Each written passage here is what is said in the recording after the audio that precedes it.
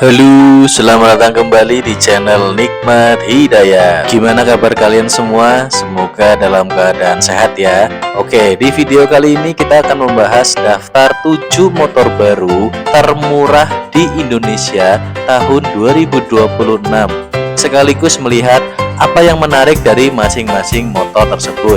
Jadi, nggak usah lama-lama lagi, kita langsung saja mulai. Di nomor pertama ada TVS Neo XR dengan harga Rp14.900.000. Siapa sangka tahta sebagai penyedia motor termurah di Indonesia saat ini dipegang oleh pabrikan asal India, TVS Motor Company, melalui model bebek fungsional yaitu TVS Neo XR. Pabrikan ini menawarkan solusi transportasi harian di bawah angka 15 juta rupiah. Zaman sekarang loh, harga di bawah 15 juta udah dapat motor baru. Keren. Spesifikasi utama mesinnya 110 cc, pendingin udara, kopling semi otomatis, 4 percepatan. Mengapa menarik? TVS Neo XR dibekali fitur utilitas yang jarang ditemukan di kelasnya, seperti underseat USB charging untuk mengisi daya ponsel pintar dan fitur iCharge. Ketangguhan sasis dan suspensinya juga sudah disesuaikan dengan kontur jalanan komuter tanah air yang variatif. Gimana? Tertarik meminangnya? Atau malah kamu udah punya? Tulis di kolom komentar ya. Lanjut, di nomor 2 ada TVS XL 100 dengan harga Rp15.400.000. Oke, jika kamu mencari kendaraan yang murni didedikasikan untuk keperluan niaga atau menunjang usaha mikro kecil menengah alias UMKM, TVS XL 100 adalah salah satu opsi motor termurah di Indonesia berkonsep moped serbaguna alias heavy duty utility moped. Spesifikasi utamanya menggendong mesin 99,7 cc, sudah injeksi, ada iTouch Touch, dan transmisi otomatis 1 percepatan. Jujur ini motor menarik banget. Desainnya sangat unik dengan dek kaki rata di bagian tengah mirip skuter, tapi posisi tangki bensin berada di depan. Jok bagian belakang bisa dilepas untuk menjadi rak kokoh guna mengangkut barang bawaan hingga kapasitas 130 kg. Mantep kan bro? Lanjut ke nomor 3, ada TVS Das. Varian karburatornya itu sekitar Rp15.500.000.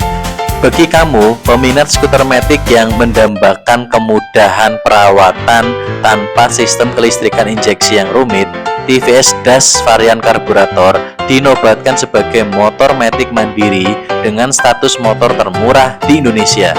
Spesifikasi utamanya menggendong mesin 110 cc, sistem pengabutan masih karburator, transmisi CVT otomatis.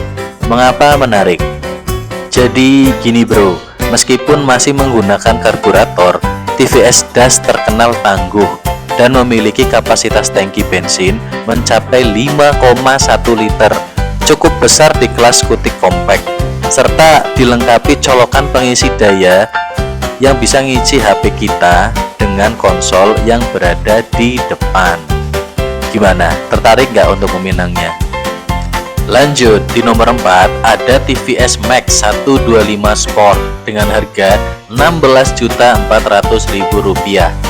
Jika kamu ingin mengendarai motor laki berpola naked bike tapi memiliki keterbatasan dana, tenang, TVS Max 125 Sport hadir sebagai salah satu opsi kendaraan kopling manual termurah di pasar Indonesia.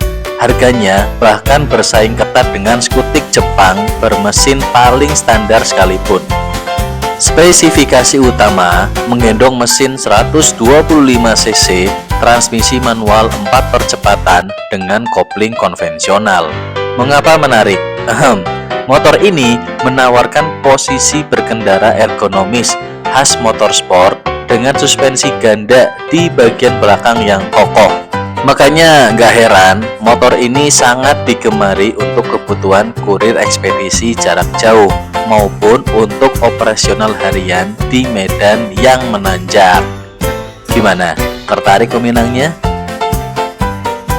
Oke, kita lanjut ke nomor 5. Ada Honda Revo Fit dengan harga 18 juta rupiah. Kita bergeser ke lini pabrikan raksasa Jepang. Melalui Astra Honda Motor alias AHM, mereka mengandalkan lini legendaris di segmen moped tangguh melalui Honda Revo Fit yang merupakan gerbang masuk bagi ekosistem kepemilikan motor berlambang sayap mengepak ini. Spesifikasi utama, motor ini menggendong mesin 109,17 cc SOHC, injeksi PGM-FI, dan transmisi 4 percepatan. Mengapa menarik? Keunggulan mutlak dari unit ini adalah konsumsi bahan bakarnya yang sangat irit, mampu menyentuh angka lebih dari 55-60 km per liter pada pengujian normal. Ketahanan komponen mesin Revo sudah teruji lintas generasi, menjadikannya pilihan favorit perusahaan untuk kendaraan inventaris karyawan mereka.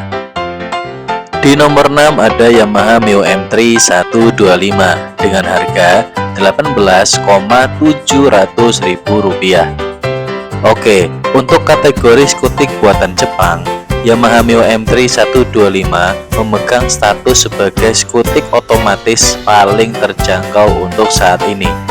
Ya, dibandingkan kompetitornya yang rata-rata menggunakan mesin yang masih 110 cc, Mio M3 ini menawarkan keunggulan di sektor performa karena menggendong mesin 125 cc berteknologi Blue Core dengan transmisi otomatis alias CVT. Mengapa menarik? Oke, kombinasi bodi ramping berdesain tajam alias sporty dengan kubikasi mesin 125 cc membuat motor ini sangat responsif saat digunakan membelah kemacetan di kota besar. Keberadaan indikator eco indikator membantu pengendara tetap berkendara secara efisien. Jadi mantep banget ya bro. Berminat buat beli atau ada pengalaman saat yang menggunakannya? Tulis di kolom komentar ya. Dan di nomor 7 ada Honda Beat CBS alias Kombi Brake System dengan harga sekitar 19 juta rupiah. Gak lengkap membahas jajaran motor kendaraan terjangkau tanpa nyebut raja skutik tanah air satu ini. Ya, Honda Beat, tapi yang varian CBS ya, alias Kombi Brake System. Ini menjadi salah satu opsi motor termurah di Indonesia yang paling diburu oleh pasar retail atau konsumen perorangan. Menggendong mesin 110 cc ESP generasi terbaru dengan rangka ESAF yang telah disempurnakan. Dan mengapa menarik? Karena nilai jual utama dari Honda Beat terletak pada likuiditasnya yang luar biasa tinggi.